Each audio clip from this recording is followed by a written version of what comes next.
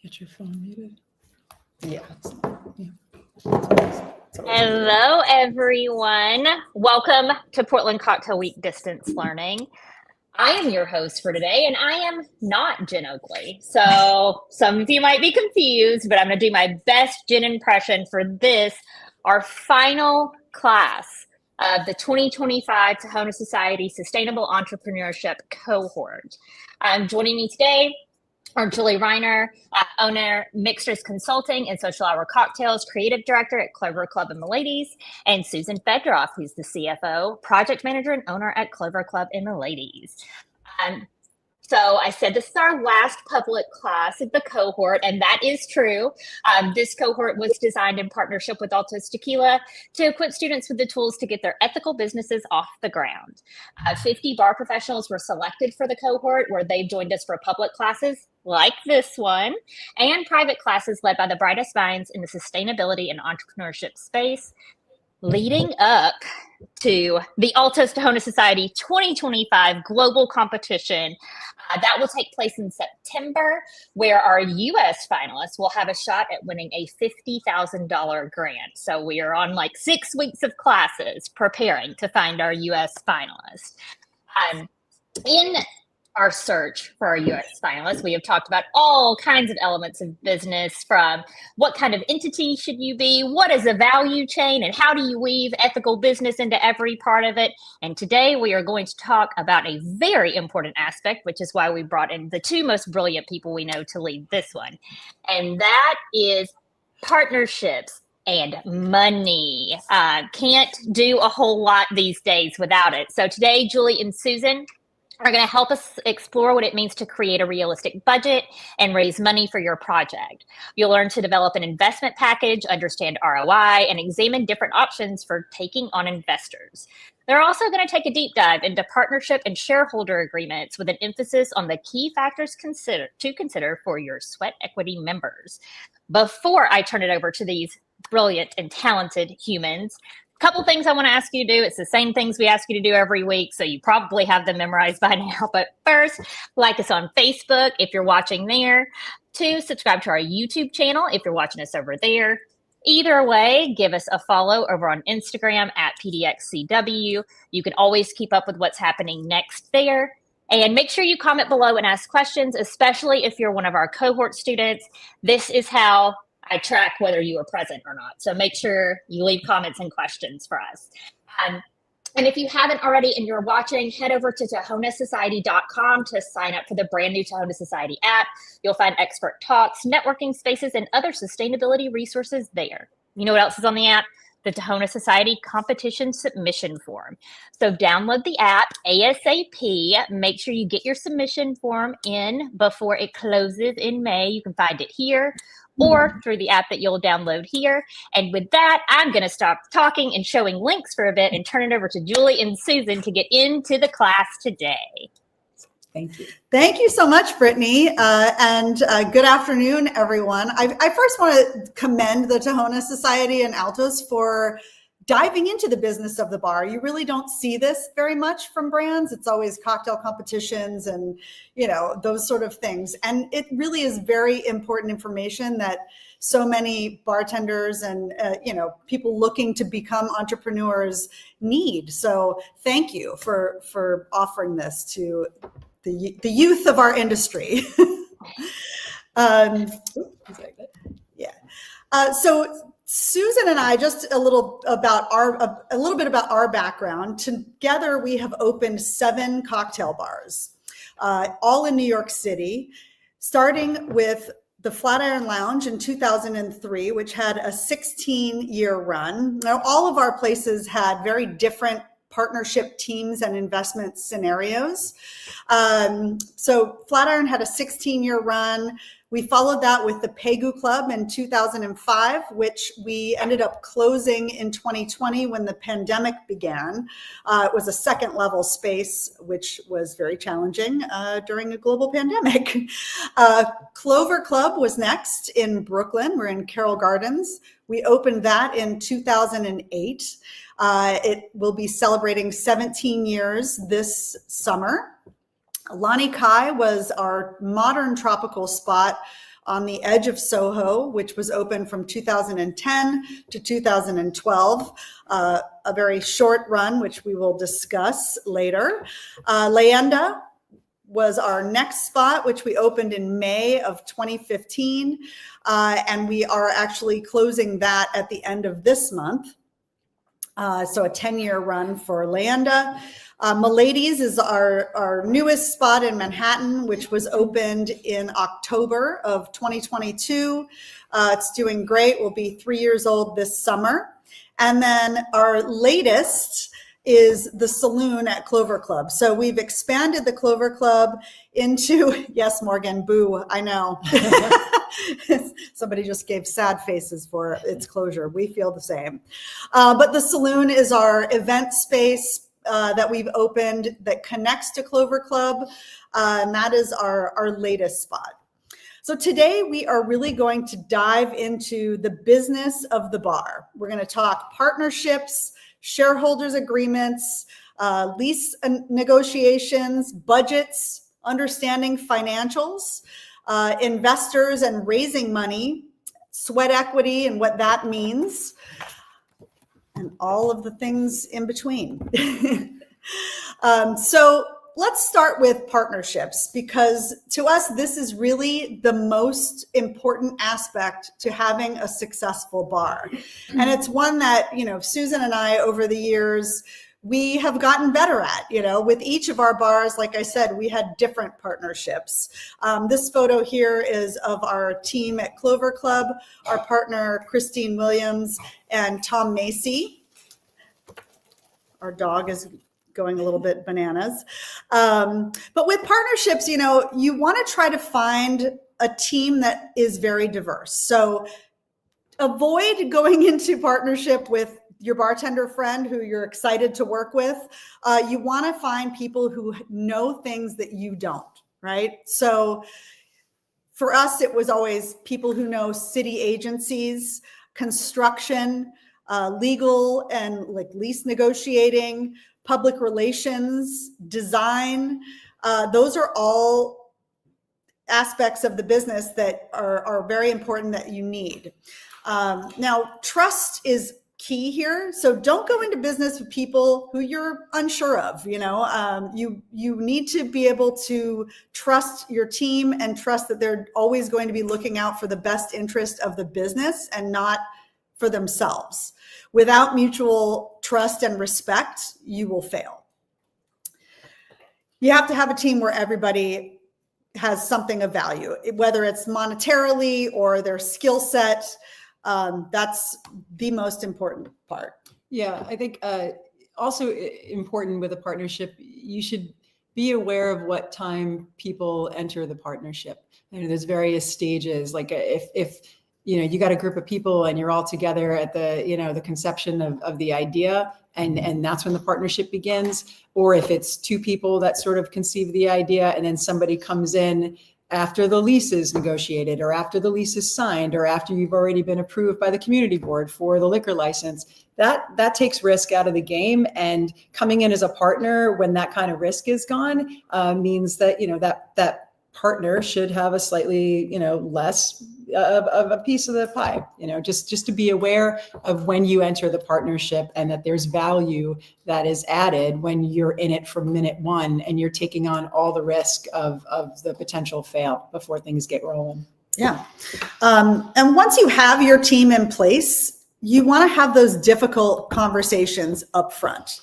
When Susan and I bought our partner, our opening original partner at Clover Club out of Clover Club, we sat down with Christine and we drew up a shareholders agreement with like the worst case scenario, everything has gone to hell. It's a failure. What happens then? Because everything is great when things are going well, but when they're not, and it's every person for themselves, that's when it can get a little bit ugly. So don't assume that everyone will do the right thing later. Have these drafts, everything agreed upon, so that you know exactly what is going to happen if things don't go well. Yeah, those agreements are in place to protect yourself, and everybody coming to the table should have that same feeling of like, this is what's best for me. And you have to be really selfish about what you're drafting in there. And there are really awkward conversations to have. You never want to sit in your attorney's office with a group of people that you are closest to at this moment, and then talk to your attorney about drafting a contract as if you can't speak to each other in 5 years. But that's the way that everybody's protected. And you hope that you sign that agreement and you file it away and that you never have to pull it out and look at it again. But just in the back of your mind to know that it's there and that you're protected is what's most important regarding a shareholders agreement. Yeah, and you want to make sure to have every possible scenario in there. And I'll give you a little, personal example. When we opened Clover Club and we signed a 3-bar deal with our original investor. He was like, "Oh, we'll open Clover Club, and then I'm going to want to open multiple spaces with you ladies." And and we were like, "This is great." And we went on to open Lani Kai in Manhattan, which ultimately we ended up closing, and things didn't go so well with him. We realized we didn't want to be in business with him anymore. We certainly didn't want to open a 3rd bar with him. And we did not have anything in our shareholders agreement that said, what happens if we only open the 1 bar? Let's say we all don't get along anymore. Nobody wants to open anything else. And he basically came to Sue and I and said, well, if you don't open 3 bars, then you don't own any part of Clover Club, and Clover Club is all mine. And this was the same year that we were at Tales of the Cocktail, and we won every single award at Tales. And we were sitting, standing on the stage, not knowing if we actually owned any part of Clover Club. It was the oddest feeling ever to be celebrating ourselves winning all these awards and being like, oh, damn it, we won again. And not knowing if we were going to be able to pull the deal off with all of this happening. So, and it all could have been avoided with the right language in a contract before anything even happened. So we're going to run out of treats. There you go. Okay. We definitely wanted to talk about, you can go on to the next slide, to talk about a little bit of location and leases. This was some of the questions that we had in the last class that we did really surrounded this topic. And I love this because this could be its own class on its own. So, a lot of people maybe starting out in this business haven't really had the opportunity to go into commercial spaces and see, what it's like to do a walkthrough, to talk to different brokers, to see different spaces and how that works. And I would encourage you, even if you're just at the talking stages of something like this, any opportunity you have to look at a commercial space and get in there and sort of get comfortable with what kind of questions you should be asking, with the walkthroughs, with the different spaces, and what different spaces represent different areas of town. It's just good to get comfortable with that process. And the more that you do it, the better you get at noticing the things that matter, whether it be structural issues in the building. You get better at asking questions about things that could affect you long-term if you sign on for that space. And that's only going to come from practice. So I would encourage you, even if you're just in the talking stages of it, like anything else. I mean, people love to go to open houses and look at apartments and homes that they can't afford. We're big fans of that. You do it, it gets you more comfortable with noticing what things you need, what things you don't need in the long run. I would say that one of the most important things that we've learned as we've been going through this is once you do find a space, and you're pretty sure you want to move forward on it, now it's time to do a real deep dive into what's going on in that location. And that's an easy thing to do once you've got the address of the space. I'll speak from the experience of New York City, but any city or municipality is going to have these same agencies that you're going to have to deal with. You'll want to go in and check with the Department of Buildings. You'll want to check on things like the certificate of occupancy. If it's a larger space, you'll want to check on things like the permit for public assembly, which is, what you would need to have in place if you've got a larger, expectation for crowd size. In New York, it's more than 74 people. So, you want to see what's in place with the building.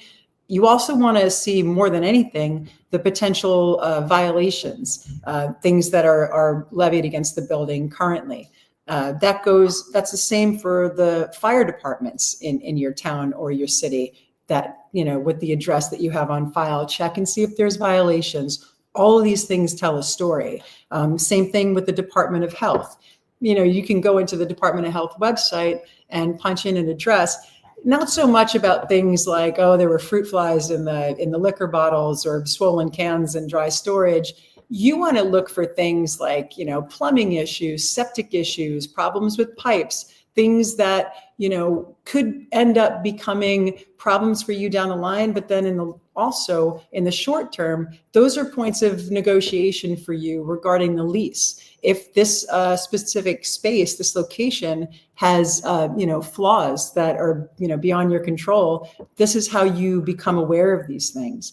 And then you can speak to the management company or the landlord about addressing some of them before you sign on for that lease, or get some sort of an accommodation for it.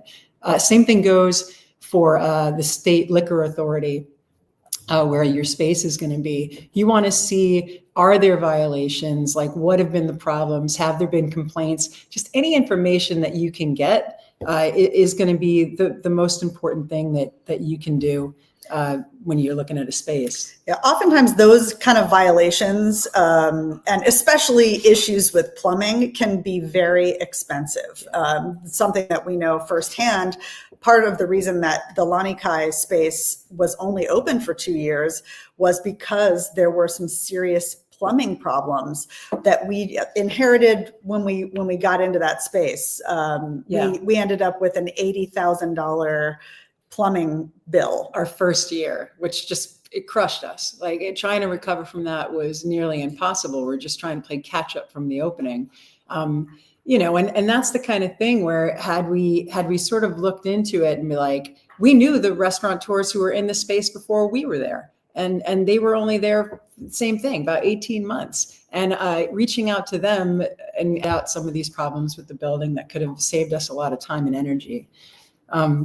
I would say another important aspect, if it's a neighborhood that you're not familiar with, like Leanda and Clover Club, we know that area really well. I would do anything in Carroll Gardens. We've lived really close by. We've done business there. We understand what's happening in that neighborhood. If you're looking in a neighborhood that you're not 100% familiar with, do the research to find out, what the foot traffic is like in the location that you're looking at, what the public transportation situation is, the demographics of the local community, who's going to be your regulars, what is their level of income, are there a lot of kids, is the expectation that there's going to be kids menu, and that kind of stuff, and just getting a general idea of what else is in that neighborhood to see if people go out. I mean, we live in Brooklyn, and Carroll Gardens, which is 2 neighborhoods over from Park Slope, Carroll Gardens is incredible. People go out 7 nights a week. The people that do live there seem to work in alternative industries. Like, these aren't bankers and lawyers and stuff. It's a lot of a lot of writers live in the area. There's a lot of people who work in fashion, it's a very cool kind of hip neighborhood, but very artistic sort of types, and people who are very adventurous when it comes to cocktails and spirits, and they're highly educated on spirits. So it is a really great neighborhood to be in, as opposed to Park Slope, which is literally a few blocks away, where it's 3 kid families, and people only go out on Friday night, Saturday night, and like Sunday brunch. That's it. And, I've had so many people ask me, how come you haven't opened anything in Park Slope? I would never open anything in Park Slope, because it really it caters to families and kids. And that is just, cocktail bars and restaurants tend to have a very tough time in that neighborhood. Yeah. And so just all things to be aware of when you're looking at a location. The last thing I would say about a location, and this is sort of, really helpful, because in terms of the community board, who's going to end up being the one that grants you your liquor license in the long run. And the community boards cover pretty huge portions of the borough. I mean, like, it's probably something like 15 to 20 neighborhoods that are in one community board.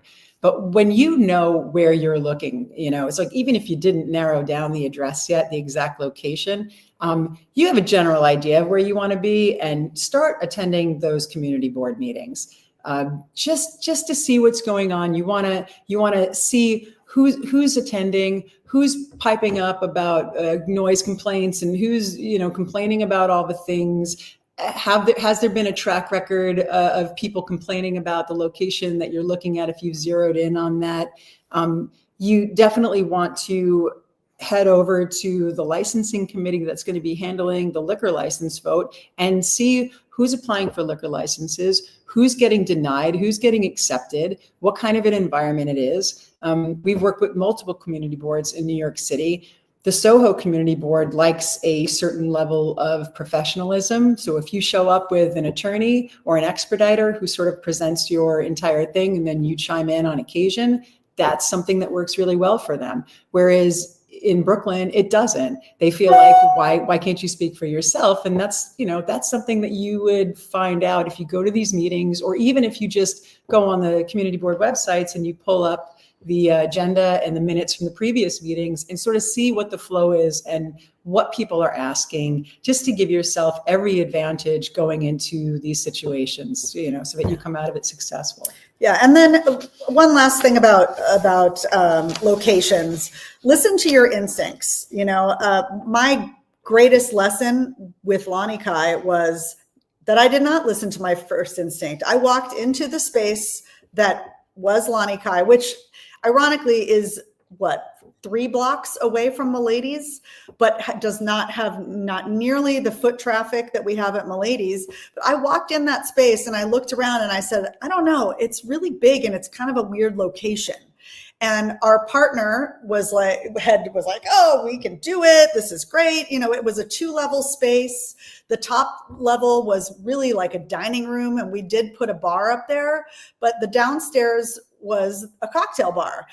The downstairs bar was filled all the time, but it was too big of a space. And I really do think that had we chosen a different location, that Lani Kai, like all of our other bars, would have had a 10+ year run. But it just wasn't possible with the size of that location, the amount of the rent, and I didn't listen to myself. Fact. Yeah. Moving on to leases. Before we do that, can I ask you 2 questions from the audience about intel gathering for your location? But before I do that, I just want to show Miss Frankie's watching, and she loves y'all. I would have never forgiven myself if I didn't pop that comment. We all love Miss Frankie, so thanks for watching. Sheila wanted to know if you all had any advice on how best to go about that research, in addition to what you already covered. Is it just being there? Are there other metrics, specific data you should be looking for?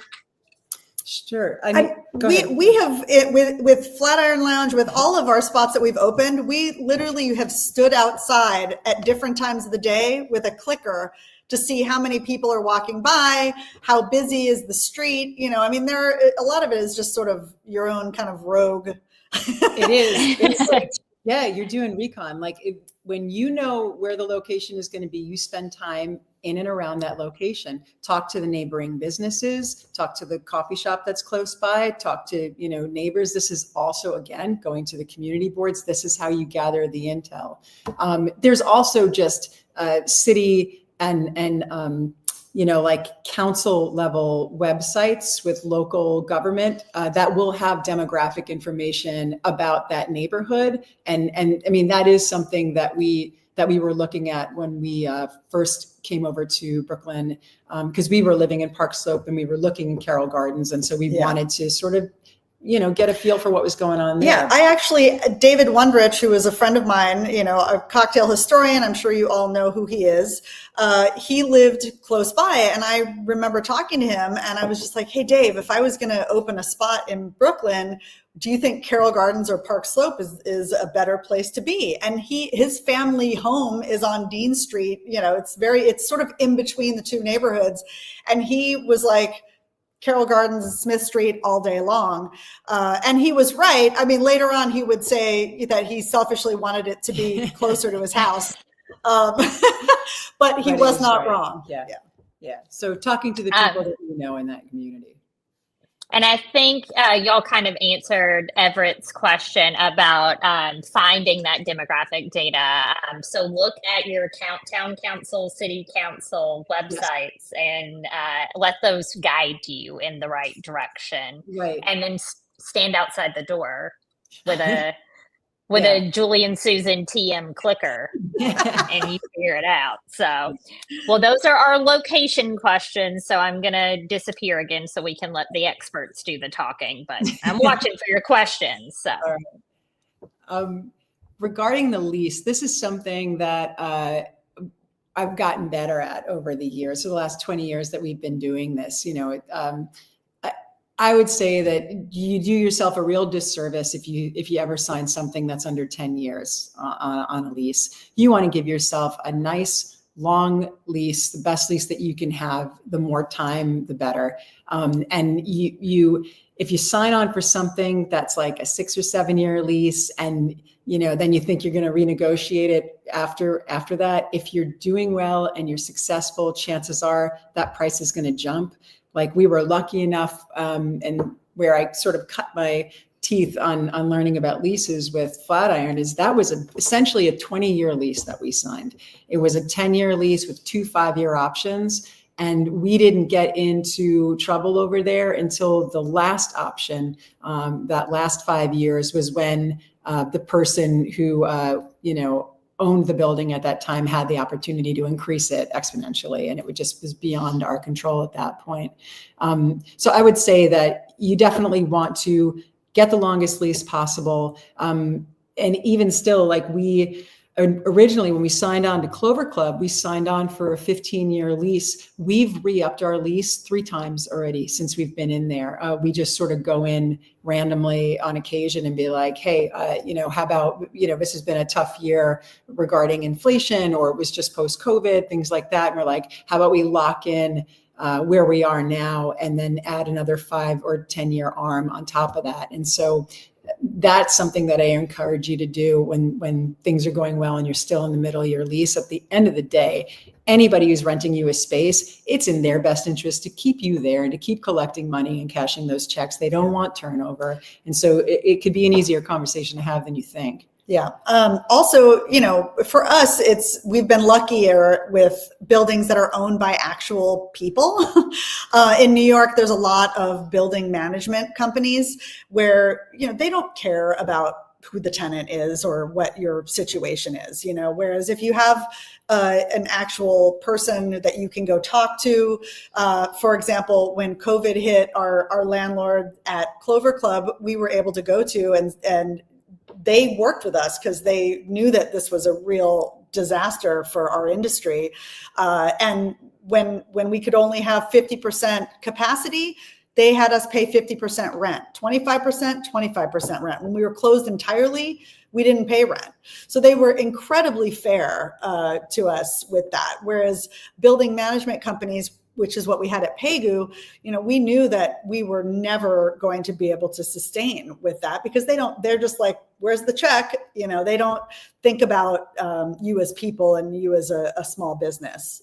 Right. And that is after the fact, which, trying to negotiate something after the fact is really difficult, which leads into like this next section about the types of clauses that you're looking to ask for and demand that end up in your lease.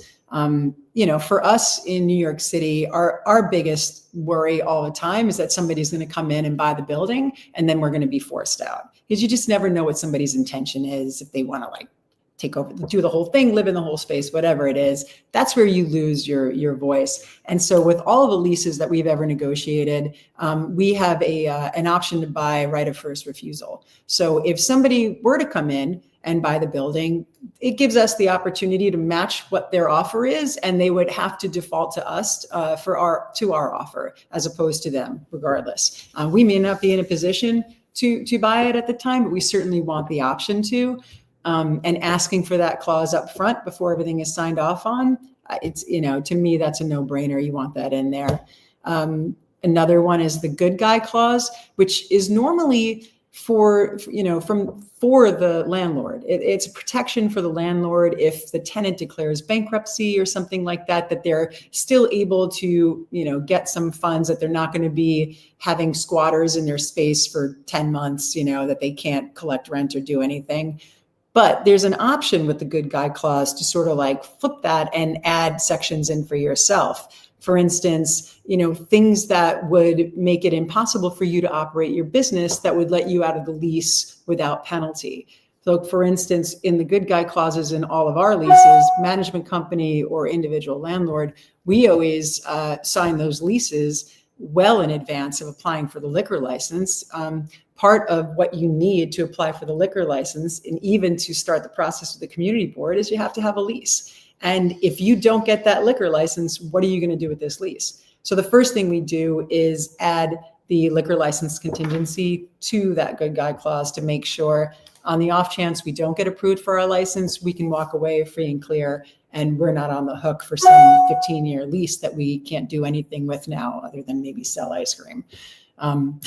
As Julie had talked about what our experiences was during COVID, now that we've had that pandemic experience, we have COVID clauses that we demand go into all of our leases, which are exactly what she outlined. It's sort of like the percentage of occupancy that you are allowed to operate with in your business is the percentage of rent that you will be able to pay during that time.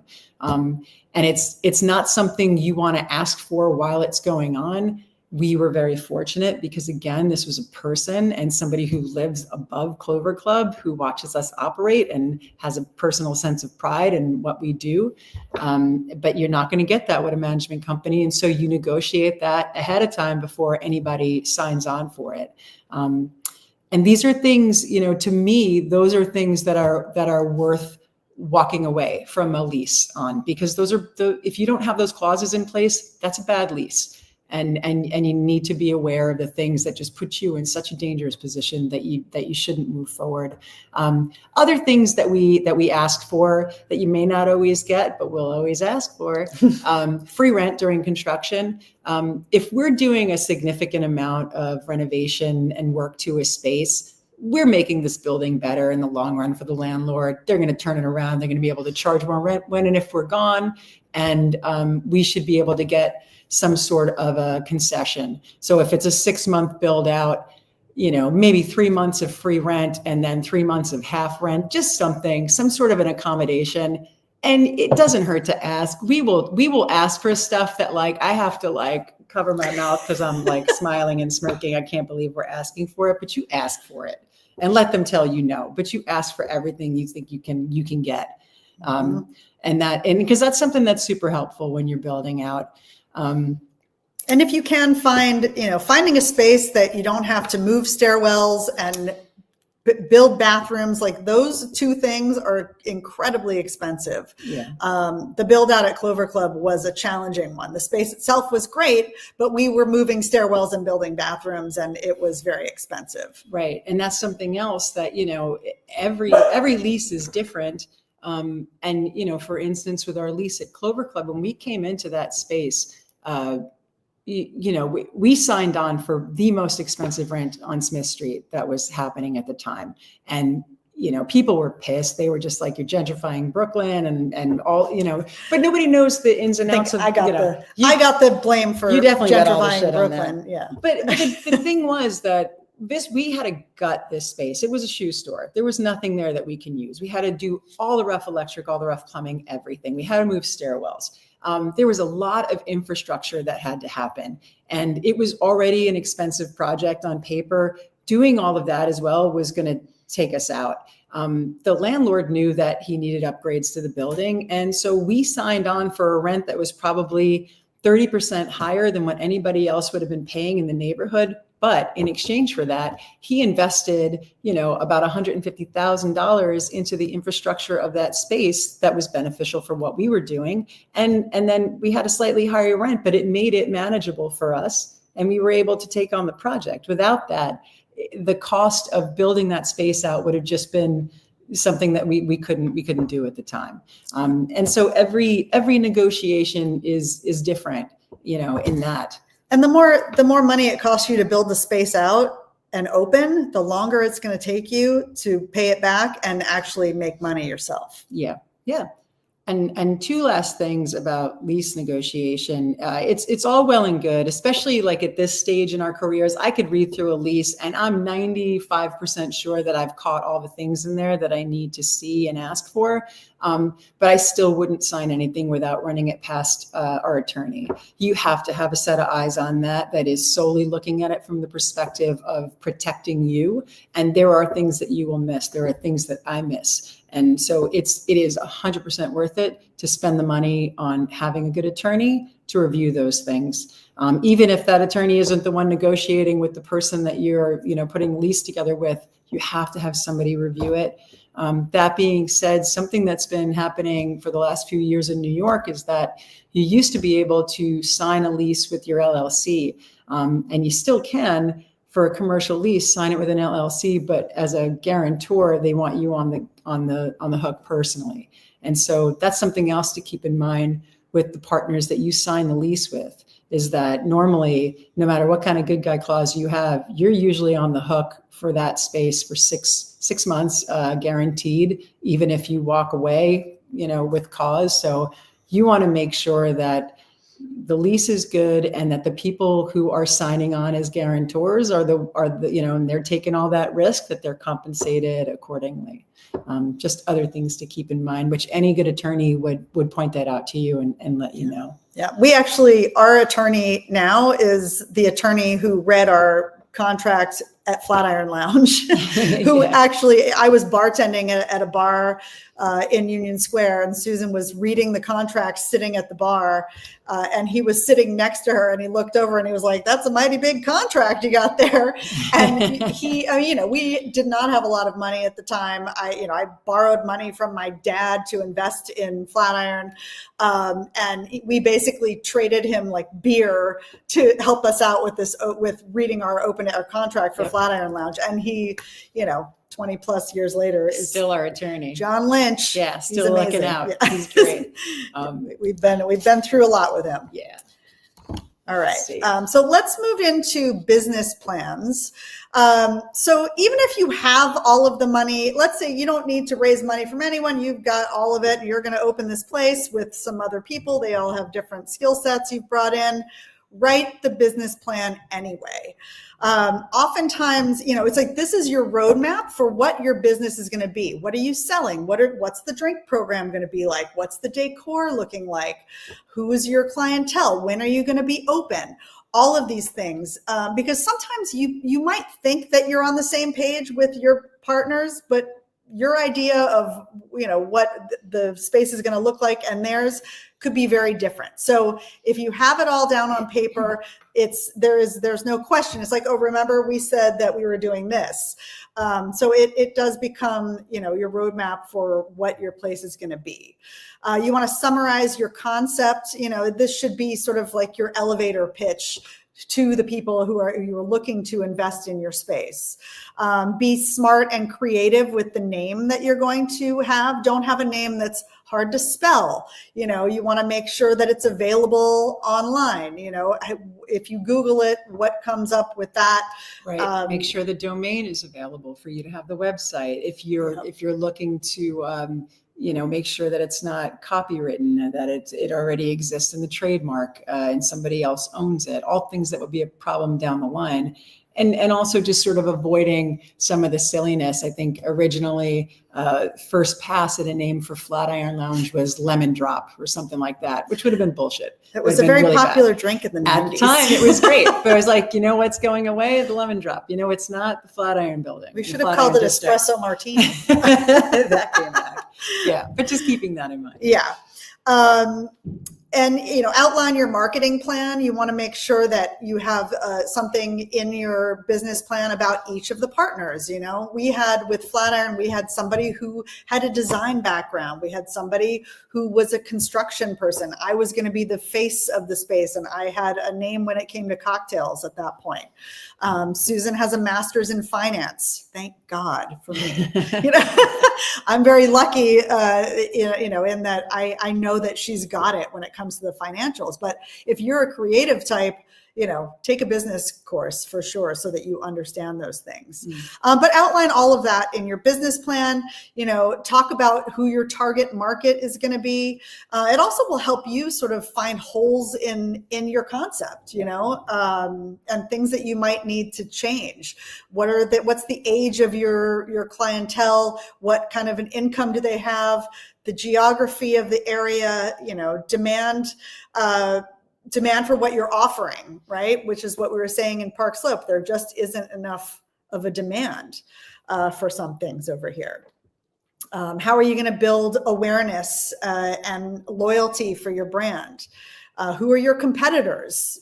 Sometimes it's a good thing to be in a neighborhood that has a lot of other things like yours. For example, with Clover Club, for us, it was so great when Grand Army opened, and then Long Island Bar and Leyenda, so we kind of created this crawl in the area, which is good because people can come to Brooklyn and spend a night, out and about doing their thing. Yeah, we weren't opening our own competition by opening Leyenda across the street. We were curating more of an experience on our block, which ended up being beneficial for everybody who was there. So, there won't be any math this time, I promise. This is the thing that I geek out on the hardest, and arguably the most important aspect for me of anything that you're embarking upon. And getting the business plan together is key. That's going to be sort of the second thing that the investors are going to want to look at. They're going to breeze through it, but they're going to go straight for the financials. That's going to tell the entire story. Have somebody on your team that understands it, or hire a consultant who understands it, and then you pay them up front, and then you don't have to deal with them anymore after you hire a bookkeeper or an accountant who can maintain those things. But have somebody up front, because these are the things that you can't correct down the line once you've F them up so bad that you can't come back from that. And that's all about preparation. In the early days of creating these forecasts for businesses that I wasn't sure what we were going to be able to do. Like we talked about the clickers and the number of people that we saw walking up and down the street on 19th Street before we opened Flatiron. I had never built a revenue model before. And of course, your whole financial projection hinges off of what are you going to ring? What are you going to bring in?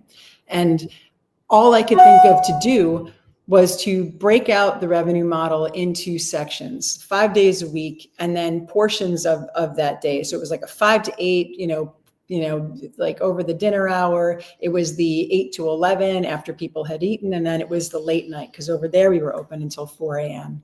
And then how many people did we expect were going to come through the doors during that period of time? And those number of people coming through the doors, are they going to have one drink, 2 drinks, 3 drinks? Are they going to share a plate? Are they going to each have a plate? And all of those things I plugged into this grid to come up with this average that each guest coming through the door would spend during these different time frames. And that's how we created our original revenue model, which is what I needed at the time, until we got to a place where we understood the flow of business enough, and we can walk in and we could say, okay, we have 1,800 square feet. We're going to have 25 tables. We're going to have 56 seats and 15 bar seats. And we know what that translates into. And we also understand now, with the days of the week, what the expectation is. So if you can get a look at somebody else's profit and loss statement from the neighborhood that you want to be in, or from a concept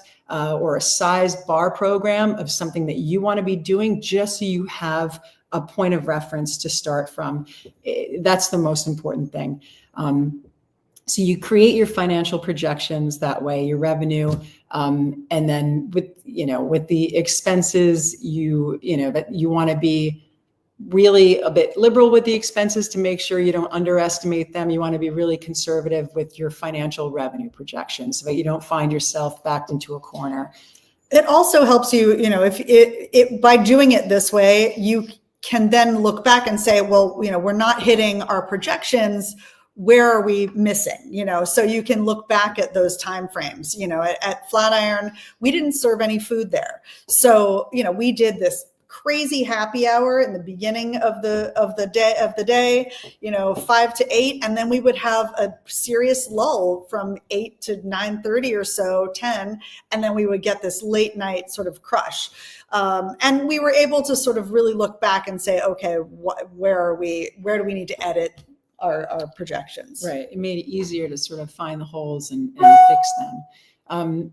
I would say that once you have your financial projections in place, don't change them based on the space that you find. If you're like, I'm looking for a space that has a capacity of about 75 people, and that's what you build your projections on. If you find a space that can accommodate 200, that doesn't mean that you can double your projections. It doesn't work like that. So if you know what it is, the scope of the project that you want to do, that's what you're looking for. When we were building out Lanikai, just like Julie said, she walked in, she was like, this space is too big. I don't know how we're going to fill it. And our business partner at the time was just like, just double the projections. We'll totally do it, because as long as we're open, the people are going to come in. And that wasn't the case. And we were both really uncomfortable with it. And that ended up being, the beginning of the end over there, is we were just constantly playing catch up. We never hit the numbers that we were projecting to hit, because I never thought they were possible to begin with. And, I went and changed the projections based on what somebody else said, and shouldn't have done that. One thing I'll say that's really important when you're building into your financials, particularly if you are, new to the financial projections, is to have a contingency line. And normally, like at this stage of our careers, we do about a 10% contingency. So, 10% of the total cost of the project. So we'll throw that line in there. If it's $1 million project, we have a $100,000 contingency. That is just, if rough electric ends up being more, you run into a problem with mold in one of the walls, you got to rip it out, there's extra demo, whatever it is. And then you have this line, this expense line that you can borrow from and sort of throw it into any other category to be able to sort of keep yourself protected when you can't zoom in and estimate to the penny what each expense is going to be. And that's a really sort of good rule of thumb, is 10% of the cost of your project. Keep it in there as a safety net. This way, when you're raising money, you're raising that with it. The financial forecast, like I said, is going to be the first and foremost thing that any investor is going to look at. When we do our forecasts, we do a super in-depth look at what the build-out's going to be, and then we do a super in-depth month to month for year one. And that's all in there, like down to like the most minute detail in terms of spending and what we're looking at profit wise at the end of the day. And then we'll sort of do a 5-year at a glance and a 10-year at a glance, depending on how long the lease is, just to give an investor like a proper idea of what this looks like long term. And it's an easy thing to sort of project out. You have to be realistic about what you're going to be spending money on, and in the long run, it's like you can expect that prices are going to increase and you're going to make more money in year 3 than you made in year 1, bringing in revenue. You also have to expect, by year 5, we're probably going to need to change out some of the equipment. We're going to need to, reinvest in our POS system. And you have to build those things into your forecast again, so that you don't have these surprises later down the line. And you're just like, well, how did we spend an extra $40,000, in equipment this year when we didn't have, projected for? And that's what it is. It's been our experience that you have to constantly reinvest in your business. It's for the the good of the business, as well as for the morale of the people that you're working with. Yeah. If they see you using the business like an ATM machine and running it into the ground, and the equipment, your well is being held up by a case of beer and that kind of stuff, it's like things happen and things break. How you address them and how you meet that moment is what matters. People are dedicating their time and their energy to working with you. You have to make sure that you maintain the integrity of the space and the program in every way possible. And that means reinvesting all the time. Yeah. And there are things that are challenging, here in the US, we are not allowed to take a lot of the gifts from brands that, they can in Europe, for example. In Europe, somebody can walk in from Bacardi and say, or from whatever brand, and say, here's a rotovap for you. It's a $10,000 piece of equipment. In here, we can't do that. So, it can be very challenging, but you do want to try to maintain things and bring in new pieces of equipment as you're able for your team. And it also enables you to keep people, and not have them moving on to the next shiny bar where they do have a rotovap. Right. I would say other things to keep in mind when you're building out your financial projections is to not build distributions into your forecast too soon. It's easy to sort of be overly optimistic. It's a fine line because you want to attract the investors, but you also don't want to show them something that's unrealistic. It's not going to serve you well in the long run. And like we spoke about reinvesting in your business, that has to be sort of top of mind when you're projecting out this forecast and what dividends are going to look like.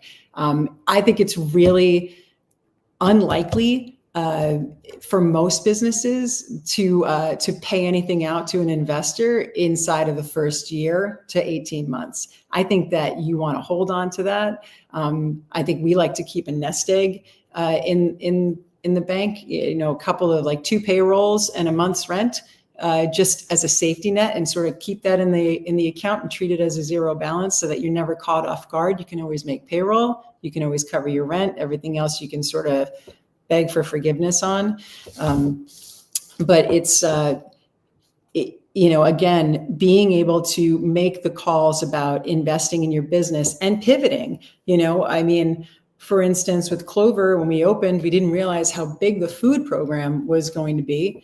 And that was something that we ended up throwing a great deal more money into within weeks after we opened. And that was an option to do. And we're just like, okay, everything we make, we're dialing it into this kitchen program. We're re-upping on this equipment. And we were open for brunch within, I think 4 weeks of opening Clover, which was just insane. Yeah. But that's what the neighborhood wanted. And that was a pivot that made sense for us. And if we were promising dividends too soon, that would be sort of sitting in the back of our head. And that's not what you want. Influencing your decision on what's in the best interest of your business is how quickly you're going to pay people back. I think that with the build out, you have to constantly update the financials. You don't create a pro forma and then just sort of let it sit there and be like, that's what it's going to be for the 10-month build out. It's going to change daily. That's why you've got that contingency line. So as you're doing it, that financial projection during any build out that I'm managing that project on, that's the first thing I'm looking at and the last thing I'm looking at every day. And it gets updated all the time because it's one of those things where you stop paying attention to it and you go back after 2 weeks and you're like, whoa, where did all this money go? And we don't have enough now to finish our sound equipment build out and all this because we spent it all on electric. And just staying on top of those things, like making sure that whoever's handling your financials, you're in constant communication almost on a daily basis about where you stand and where things are. And of course, the financials, all good to, it all leads to what you're trying to do, which is, gaining investors and raising money for your projects. Julie and I do not come from money at all. We are not trust fund babies. If you are, that's fantastic. Good for you. And you should use that money for good and build all the spaces you want. We have had to try to bootstrap most of our projects. maxing out credit cards and taking loans and things like that when we could. And then when we couldn't do that, we were seeking out investors. They can be friends, they can be family. These are longtime regulars or professional investors. It depends on who you have access to. And depending on the type of investor you bring in, that's sort of the level of hospitality knowledge that they have. It's going to sort of speak to where they fit into your partnership and whether or not these are people who are going to be like sort of an A level where they are on a similar plane as you and make decisions about the operations of the business, or whether these are sort of B level shareholders where they put in their money and then we will send you checks. Thank you for the cash. We don't want your opinion on anything. And that's sort of the route we've predominantly gone. We've earned a reputation at this point for having a pretty good track record on knowing how to operate businesses. And so I think that there is a comfort level with some of the investors who've come in to work on things with us. One of the things, again, with the financial projections is restaurants and bars, you got to be realistic about what this profit margin is that you're looking at. And if you're crushing it and you're firing on all cylinders, you're looking at 12%. I mean, be realistic. This is not a high profit margin business. They're like just the cost of rent and insurance and payroll alone almost makes it a nonprofit. So if you're doing everything right, you're probably looking at 10 to 12% for a restaurant. If you're a bar, you got a lot more leeway, less food, bigger bar program. We're running probably like an 80 to 20% revenue is beverage to food. And so that makes it a more lucrative business. You can get something closer to like 20% on really, on good years or good months. That's about as high as, maybe clubs and things like that. You can go higher, but that's not been our experience. And so you want to be realistic about the margins when you're courting these investors. And I will say too that, with silent investors are not so silent when things aren't going well. So, you want to make sure to be very honest and transparent, but they will come out of the woodwork. And oftentimes you then have so many opinions and people wanting to be a part of operations that you weren't expecting. Yeah.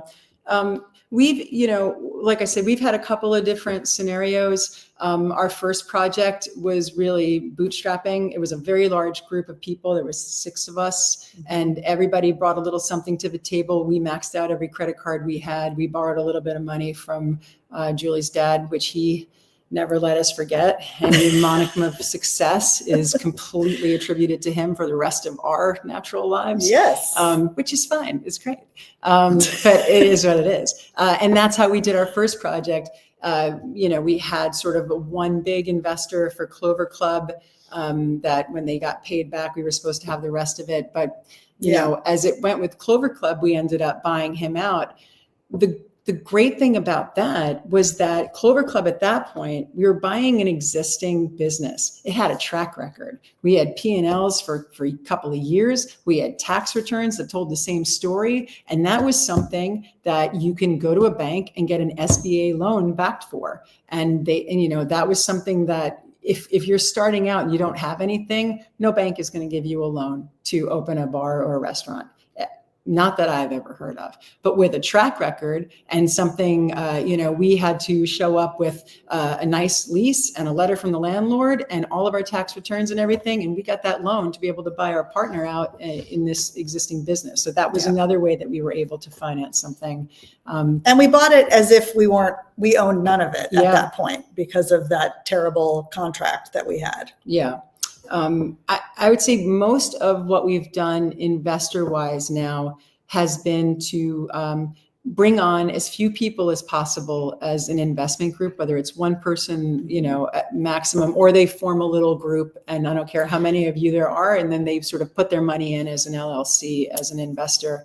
What we have found that has worked really well for us, and this is what we've done predominantly with all of our projects, is we accelerate the payback to our investor.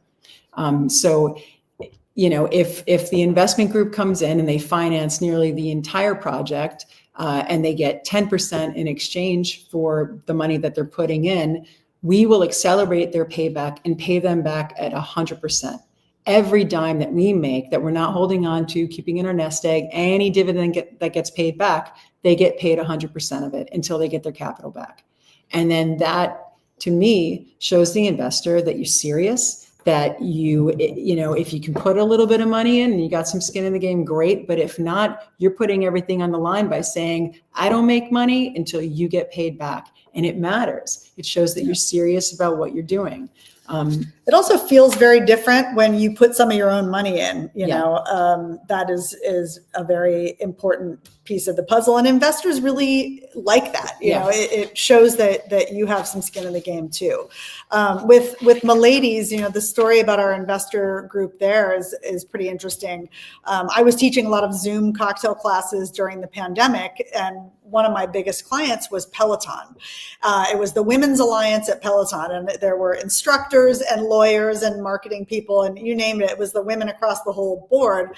And I was Zooming into their kitchens and living rooms for an entire year, teaching them about gin, cocktails, and all the things. And as we came out of the pandemic, the woman who had been booking me for these things reached out and said, hey, have you ever heard about this space? It used to be called Milady's, and it was like a record scratch. I was like, I know that space. It was a really great location. And it just felt really good. And I met her over there, and she asked me what it would cost to open a space like that. And I gave her a ballpark number, and she ended up going back to the women who I had been teaching during the pandemic. And she created an investor group. She was a lawyer for Peloton. So she got maybe 6 of them together. They put all of the money in to open Milady's with us, and we had our investor group, but we pay one person back, and then she kind of doles it out to them. Yeah. I would say that just one of the last few points to make on, investors and bringing people in as partners, whether they're A-level or B-level shareholders, is again, we sort of touched on this earlier, just being mindful of when this person comes into the project. And this is a tricky line. So it's like, if they come in from day one, before you've got the lease, before you've got the liquor license, before all these things, they're taking on a great deal of risk by putting their money in. It's worth a lot more. Their percentages, it should be higher if they're taking on all that risk. If you've done all those things and you've already secured all of it, and then this investor wants to come in before you break ground on the project, but the lease is done, you've already applied for the liquor license because you got approved by the community board, great. We'll take your money in at that point. It's worth a little bit less because we've really mitigated a lot of the risk for you.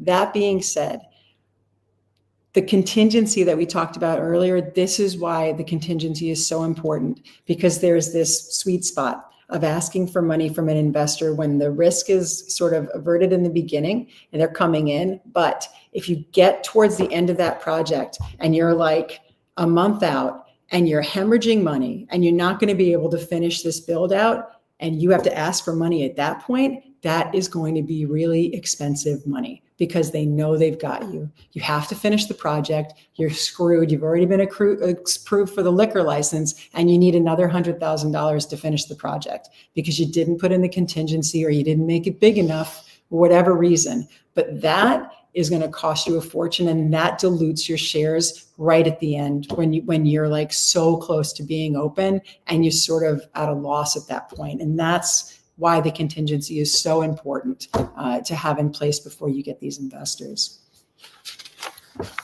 And then that leads into, sweat equity. Girl. Yes. So sweat equity is basically, you're the talent. For me, when I was at Flatiron, I put some money in and I didn't get anything for what I brought to the table outside of that money. But oftentimes you can make a deal like that, which is sort of what we did with Audrey Saunders at Pegu Club, with Ivy Mix at Leyenda. We gave a percentage of ownership for what they were bringing to the table. And you're putting in your time. Maybe you have a social media presence. You're known in the industry. You're going to be there all the time running the place. And in exchange for that, you get a piece of the pie. I think it is very important, if you're the one offering the sweat equity, to make sure that the expectations are very clear.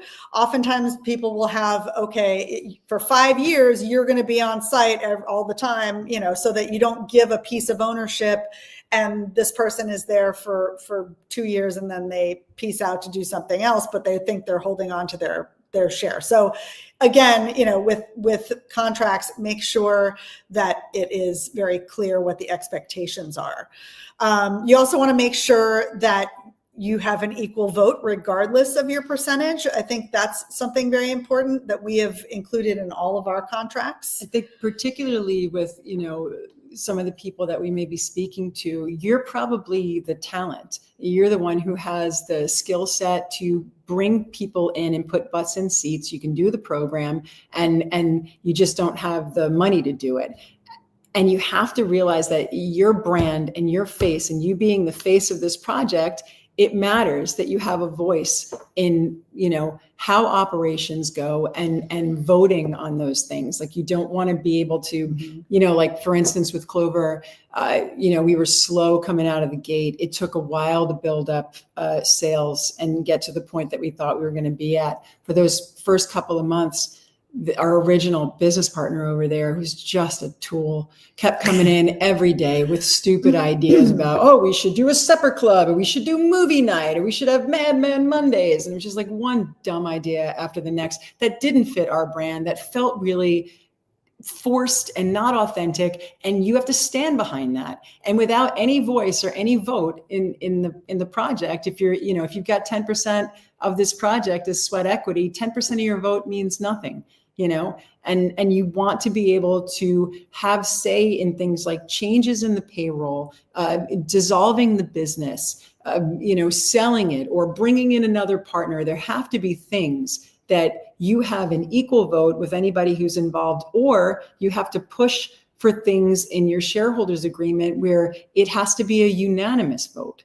I mean, we have one partner at Clover that's a 10% partner, and he has, we have to have a unanimous vote if we ever decide to close Clover Club, or if we ever decide to alter the payroll in a way that, we decided we're going to pay ourselves $500,000 a year, there's no longer going to be dividends. And what is your 10% vote there, dude? Yeah. Our original partner decided, once we were open, that he needed an enormous salary for the time he spent during the build out, which like years back was never anything that was discussed, but he was able to do it because we didn't have the vote. So you just want to, again, protect yourself. Yeah. Don't with sweat equity. Don't buy yourself a job. Oh yeah. It's just, and it's so hard when you're starting out and you're so anxious to get your name on something and to be a part of something, and you have great ideas, but you have to be willing to walk away from a bad deal. Don't be so anxious to sign on for something that you buy yourself a job and you're an indentured servant for, the next couple of years. There were quite a few bartenders who, over the years that I've known, who have opened places just because they wanted to be like, I own my own bar, but they have 5%. You look at, okay, you're going to pay out $10,000. What's 5% of that? You really, it's nothing. And then oftentimes you're getting paid less because you're the managing partner, so yeah, you just bought yourself a shitty job, which is never what you want. Yeah. And again, these are all things that, having a good attorney, these are conversations that happen up front, and then you're safe and you're protected. And anybody who you are going into business with, who's not willing to give you a full voice in the project, is not somebody that you should be in business with. And that brings us to final thoughts. Where I always show up. I love final thoughts. We went a little bit over time. So there was a lot. That's okay. Everyone is learning so much. And we do have a couple of questions if you all have time for them. Yeah, We're going to jump a little bit like back and forth Sure. through the presentation. So Thomas asked, what is like the appropriate compensation for someone who is willing to like be one of the guarantors on that lease? It sounds to me like from what y'all have talked about, that would be like an A-level person in the 100%. situation. Yeah, that's an A-level shareholder. That's somebody, I mean, that's one of the biggest risks. And that's going to be one of the first things that happens is signing that lease. That's going to happen before you apply for the liquor license. That's going to happen before any community board approval, anything like that. So that's one of the early risk factors that there is. So yeah, that's somebody who, if they're signing on and they're signing on as a guarantor, and that maybe is like somebody you should think about as an equal partner, in the beginning portion. Julie and I were guarantors on the lease for Flatiron, as well as for Pegu, as well as for Clover, and not all the partners were, and it was reflected in some of those percentages. So if you're putting your name and everything you've ever owned on the line, you get more. That's the answer. It's all about risk. Yeah, you get more. And if you're a guarantor on that lease, you are most certainly an A-level shareholder, and you most certainly have equal say. And that's where those unanimous decisions come in regarding, things that can affect the business. Because if your name's on that lease, you're on the hook for it for sure. Well, I look forward to asking all of you to co-sign a lease with me very soon. On what? I don't know, but we'll figure that. We'll cross that bridge when we get to it. So speaking of leases and places, Nancy has a question about how like scary brick and mortar, going into business in a brick and mortar space can be, and like how do you overcome those doubts? Nancy's like, it's a little scary, maybe I'll just do like mobile bar, but really wants a brick and mortar and is hoping for some direction on casting some of those doubts out. Yeah. I mean, it is scary. There's no ifs, ands, or buts about it. It is scary to put yourself out there. It's scary to be responsible for that much money. But, we've always been about betting on ourselves, and you got to make sure, is this concept, have you done all of those things, that where you're like, I know that this is going to work. When we opened Flatiron Lounge, I had been working in a cocktail bar, where using fresh juice was like mind blowing in New York City at the time. But I knew that this was an untapped market in a city where everything had been done, so I was like, I don't know how to open a bar, but I know that if I can get it open, I can make it a success. I mean, and part of it, I was young and dumb, and there were so many things I didn't know, but I knew that I could fill that space. Yeah. And I learned so much along the way, but you really do have to come up with the right concept, and then you really are just betting on yourself. Yeah. And I think Julie and I were always, our response to that was always, what are we not going to be willing to do to make this a success? Like, there's pretty much nothing. I'm going to work 80 hours a week, 90 hours a week. I'm going to be there all the time. I'm going to make sure that it's a success. I mean, you know what you have to do going into it to do that. I think one of the great things today that didn't exist when we were doing this is that there is this opportunity to sort of pop up a concept somewhere and do weekends and raw spaces around to see how people respond to it. Like, what a phenomenal opportunity to see if people are going to bite on this idea. And then you sort of take that and you structure it into something brick and mortar. Yeah, it's scary, but I mean, we always say, with all the mistakes and with all of the headaches that we've had, there is nothing that I would rather be doing than working for myself. And I swear I have like this chip in my brain that even when I think we're done and I can't do another project, I'll walk by an empty space and I'm like, son of a bitch. You're like, Can't help it. It becomes addictive, and it's the best part of what we do. Like, it's so exciting to embark upon something else. But yeah. But it is, I mean, being an entrepreneur and working for yourself, it's the most rewarding thing, and it's also the scariest thing. And you work a lot, I mean, we're married 23 years, and we come home and we're still talking about, we work all the time. I mean, it's hard to shut it off. Yeah, but we work fortunately for ourselves. love what we do. Yeah, so it makes it a little bit easier. I would say, it's less scary if you're signing on for something that you just love and you're going to make it work. And there are some, hopefully you guys are in cities or out in markets that are smaller where you can do something that's not as insane. We're opening in like the toughest city in America, our rent is debilitating. The Milady's rent on that corner in Soho is astronomical. And it is scary, but hopefully you can be maybe in an area that's a little bit safer for your first venture. I think that's good advice, not just for like opening a bar in like a brick and mortar space, but also like this group has their final projects coming up, and hopefully all of you are preparing your Tohono Society competition submissions. I mean, having a $50,000 grant on the line is intimidating, and it's huge. But like, if you believe in yourself enough, just put yourself out there and see what happens, and maybe you'll be the next Julie Reiner. Who knows? Well, when she's done working 90 hours a week, she'll be like, okay, fine, it's your turn. Susan and I are going to enjoy ourselves now.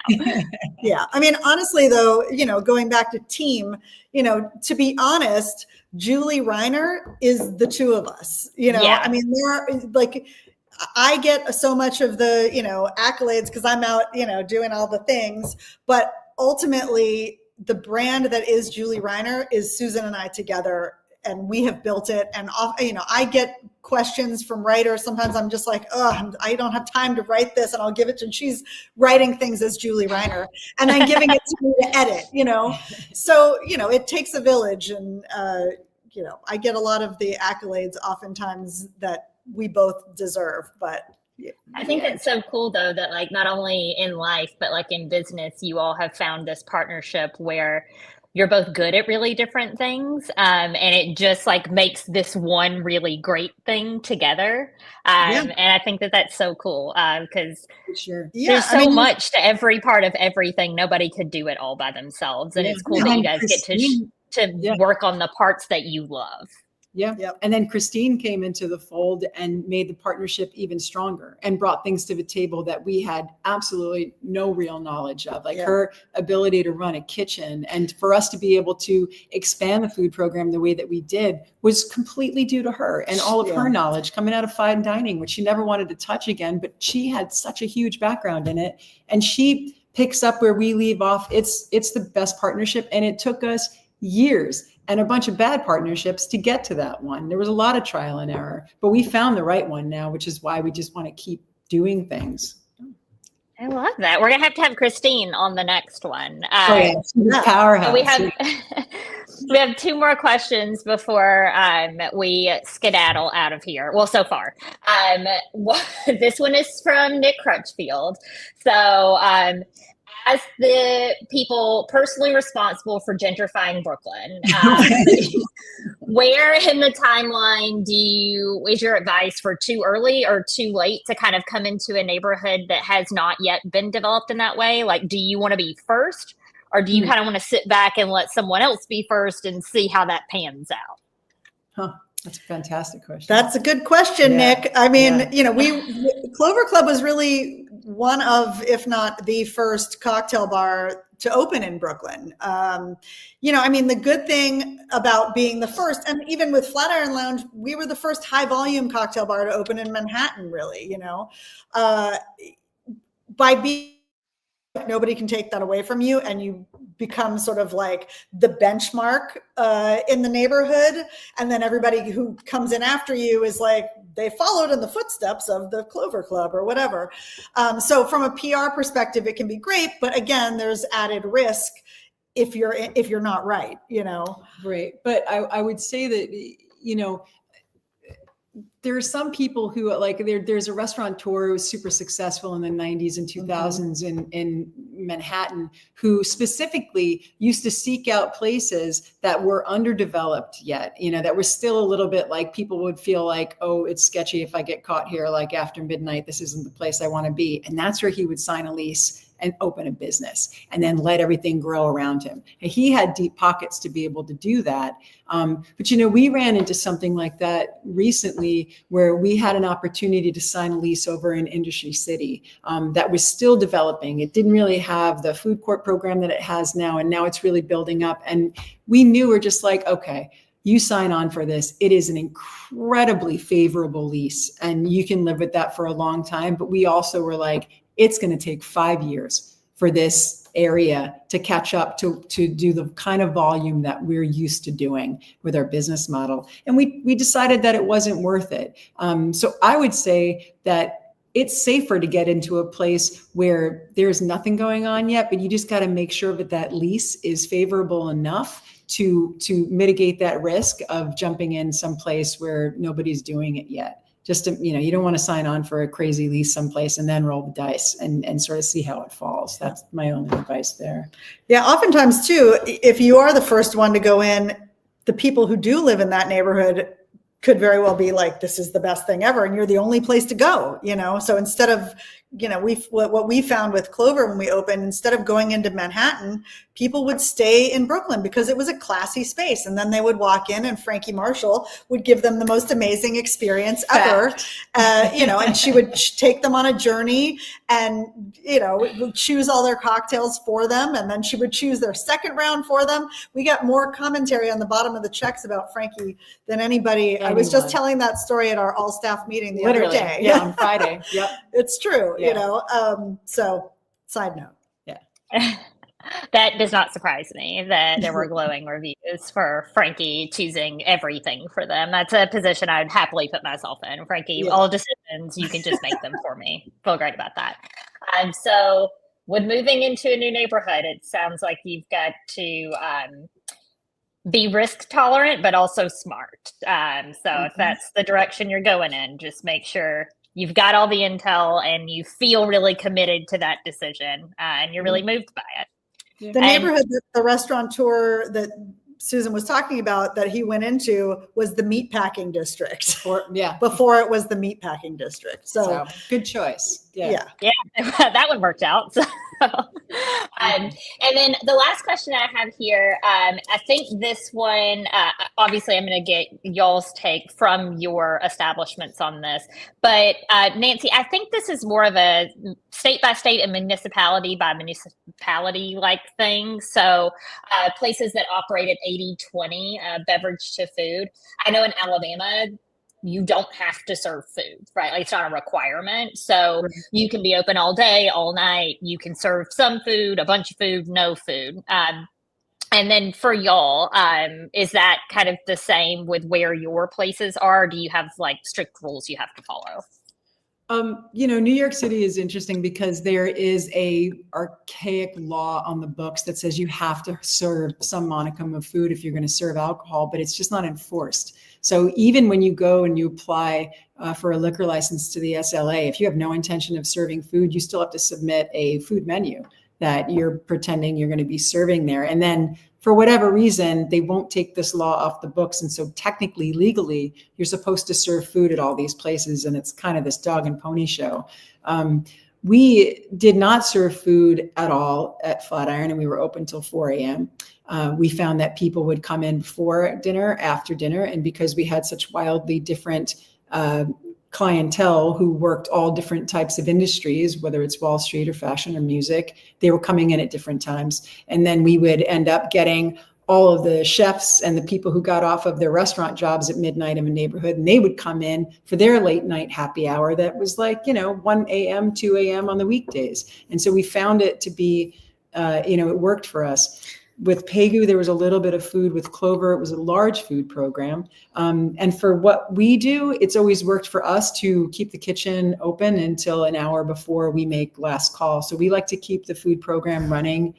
It also just makes for better decisions from your guests when they're not just pounding alcohol and they don't have like a burger or something to soak some of that up.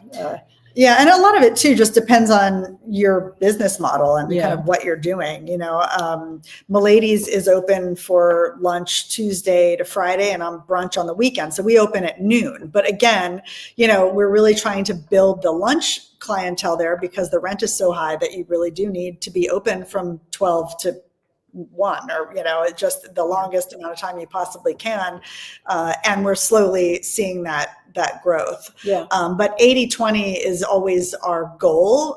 And anything, my name is synonymous with cocktails, so our kitchen, the food at Clover is incredible, but no, people don't talk about it. It's always almost as much as I feel like as much as they should. I tend to overshadow the food program with my cocktail personality, but there's more money in beverage than there is in food. So. Yeah. But I think it's a good thing to, we sort of fly under the radar as being a restaurant and being reviewed like a restaurant. And so we just are consistent about the quality and the innovation of the food menu, and people appreciate it, and we see it, and people order a ton of food. It's just that they order way more cocktails. And so that's just been what has worked for us. Oh, I'm sure having that delicious food helps them be able to enjoy another cocktail. So good call. Without you having to be like, I think we're done here. Right. Fantastic, as always. We're so lucky to be able to have y'all be a part of the program. I know we're in our last week, friends. So we've got everybody's thinking about like how they're going to raise money for their idea and all this pitch that they're putting together. And I think you gave everybody a lot to think about. And like we were talking about before the show, I really appreciate y'all's transparency of being like, we did it this way and that was bad. Please don't do it this way. So thank you so much for that. Now comes my fun part where I am the producer and doing the outro. So I have to switch between two documents. So we'll see if this goes well or bad, but everybody gets to be here for it, so it's super fun. Well, thank you, Julie, thank you, Susan, and thank you, Altos Tequila, not only for today but for the entire Tahona Society program that we've enjoyed the past few weeks. If you enjoyed this class, you know what to do. Smash that like or love button. I love being able to pretend to be a YouTube influencer for a day. It's so fun. And let us know what you thought in the comments. If you want to see more Portland Cocktail Week classes like this one, you can follow us on facebook.com/PDXCW or youtube.com/PDXCW, or both if you're feeling fancy. We are also at PXCW, apologies, on Instagram, and also Lush Life Productions, so you can keep up with what we're up to next over there. I've talked a lot about the Tahona Society competition. We are in a competition year because this one is not focused on cocktails. It's focused on ethical business ideas. It's a biannual competition because there's a lot of prep work that goes into this, but the submission form is open over at pdxcwtahonasociety.com/competition, or you can find it in the Tahona Society app, which you can sign up for at tahonasociety.com. Obviously, our cohort participants are getting a lot of information as they prepare their submissions, but it's open to everyone. So if you've got a really great ethical business idea and you are hoping for a $50,000 grant to get it off the ground, throw your idea in there, put your hat in the ring. Why not? And then if you'd like to know what else has happened with our friends at the Tahona Society, you can follow them on Instagram at Tahona Society. And now for us, it's our time now. If you would like to continue the conversation with Julie and Susan, you can follow Julie at Mixtress NYC on Instagram and Susan at Suey in the City. And if you need anything from me that's not about negotiating your lease, you can ask me at BleachRTR over on Instagram. Don't ask me about your lease. I'm not the right person for that. Thank you so much to everyone for joining us, not just for today, but for the entirety of the cohort. It's been like 6 weeks of some pretty intensive learning, and it's been a lot of fun. Best of luck on your competition submissions. And for those of you in the cohort, I'll see you on our final class tomorrow, where we'll start with an a cappella version of Boys to Men, End of the Road. Have a wonderful afternoon, and we'll see you for our next distance learning class. Thanks so much for having me. y'all. Thank you, everyone. Thank you.